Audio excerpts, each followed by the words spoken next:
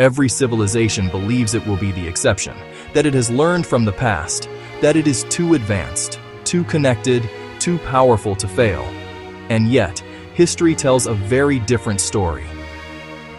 Again and again, complex societies rise, expand, reach extraordinary levels of achievement, and then, often surprisingly quickly, they collapse. Not with a single dramatic event, but through a quiet unraveling that most people don't recognize until it's already too late.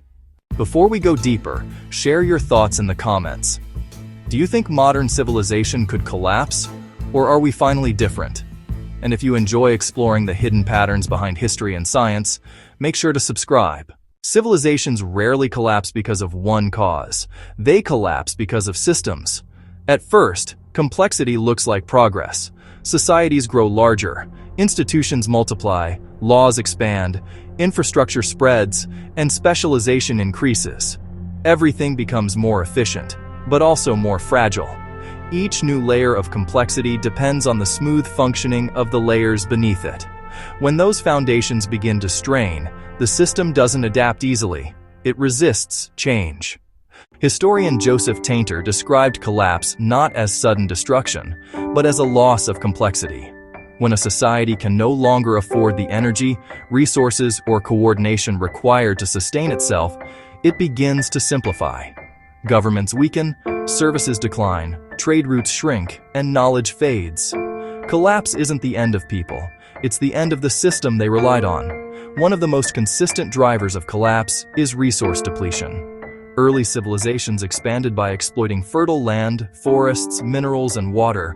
Over time, these resources became harder to access, so societies responded by investing more effort for smaller returns, more labor, more bureaucracy, more control. Eventually, the cost of maintaining the system exceeded the benefits it provided. At the same time, inequality tends to rise. Elites accumulate wealth and insulation from risk, while the majority carry the burden of sustaining the system. When stress increases, through famine, economic strain, or conflict, those inequalities become destabilizing. People lose trust in institutions that no longer protect them. Environmental stress plays a powerful role as well. Droughts, climate shifts, soil exhaustion, and disease have repeatedly pushed civilizations past their limits. But these forces rarely act alone. They expose weaknesses that were already there. The Roman Empire didn't fall because of a single invasion. It weakened through economic strain, political fragmentation, overextension, and declining trust long before external pressures finished the job. Another critical factor is rigidity. Successful civilizations become attached to the systems that once worked for them. They double down on familiar solutions, even when conditions change. Innovation slows. Adaptation becomes politically or culturally difficult. What once created stability now prevents survival. Perhaps the most dangerous illusion is the belief that collapse looks obvious while it's happening. In reality, most people living through it believe they are experiencing temporary problems, a bad decade, political turbulence, economic cycles. Collapse is usually only visible in hindsight.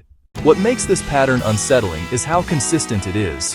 From the Maya to the Romans, from ancient Mesopotamia to Easter Island, collapse follows similar dynamics regardless of culture or technology. The details change, but the structure remains. This doesn't mean collapse is inevitable. But it does mean civilizations are not immortal. They are processes, not permanent states. They require constant adaptation, trust, energy, and restraint to survive. Modern civilization is vastly more advanced, but also vastly more interconnected. That gives it incredible resilience and unprecedented vulnerability. Shocks travel faster. Dependencies run deeper. Complexity has never been higher. So the real question isn't whether civilizations collapse. History has already answered that. The real question is whether understanding the pattern gives us a chance to break it. And this is why civilizations collapse.